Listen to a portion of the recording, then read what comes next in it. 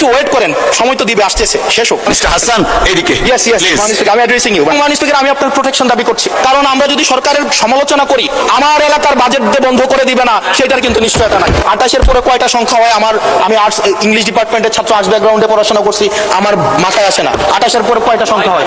28-এর পরে না, 28-এর পরে 9টা না, এটাও হয় নাই। 28-এর পরে 28 লক্ষ কোটি টাকা বিদেশে পাচার করা হয়েছে।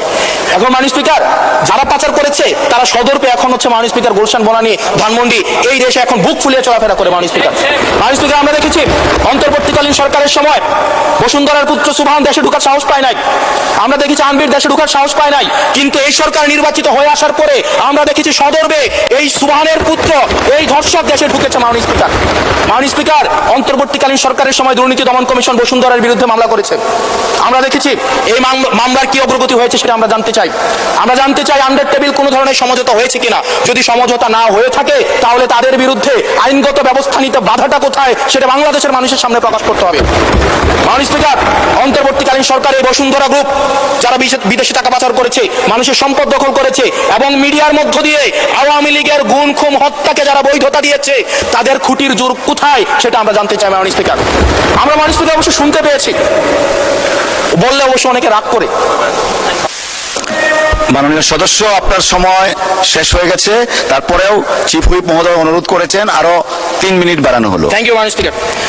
মাননীয় স্পিকার, আমরা শুনতে পেয়েছি বা দেখতে পাই এবং সরকার দলেরই অনেকে মাঝে মাঝে আমাদের কাছে এসে দুঃখ প্রকাশ করে যে আসলে আমরা জেল খেটেছি, আমরা কষ্ট করেছি, আমাদের সন্তানদের সাথে আমরা থাকতে পারি নাই, কিন্তু আমাদের দলে কিছু কিছু মানুষ বসুন্ধরার অ্যাডভাইজার হিসেবে কাজ করে, তাদের মিডিয়ার অ্যাডভাইজার হিসেবে কাজ করে। মাননীয় স্পিকার, যেই মিডিয়া তারেক রহমানকে, মাননীয় প্রধানমন্ত্রী তারেক রহমানকে দেশদ্রোহী হিসাবে ফ্রেমিং করেছে, সেই মিডিয়ার অ্যাডভাইজার হিসেবে আজকে বসুন্ধরা গ্রুপে আজকে এই সরকার দলীয় সংসদ সদস্যদের অনেকেই তারা সেখানে যুক্ত। মাননীয় স্পিকার, এটা আমাদের জন্য না, বরং তাদের সহকর্মীদের জন্য এটি তাদের হৃদয়ে রক্তক্ষরণ হয়, সেটি আমরা জানি। মাননীয় স্পিকার, এই বসুন্ধরার বিরুদ্ধে যারা কথা বলে তাদের বিরুদ্ধে মিডিয়া লেলিয়ে দেওয়া হয়।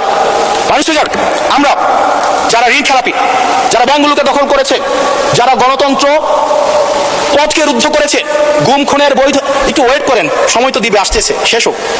যারা গুম খুনের, আমি আপনাকে বলছি মিস্টার হাসান এদিকে, ইয়েস ইয়েস, আমি অ্যাড্রেসিং ইউ মাননীয় স্পিকার, যারা গুম খুনের বৈধতা উৎপাদন করেছে তাদের বিরুদ্ধে আমরা অন্তত বিএনপি থেকে স্ট্রিক্ট আমরা অ্যাকশন দেখতে চাই। মাননীয় স্পিকার, মাননীয় প্রধানমন্ত্রী প্রতিশোধ পরায়ণ হন নাই, আমরা সেটাকে ওয়েলকাম জানাই।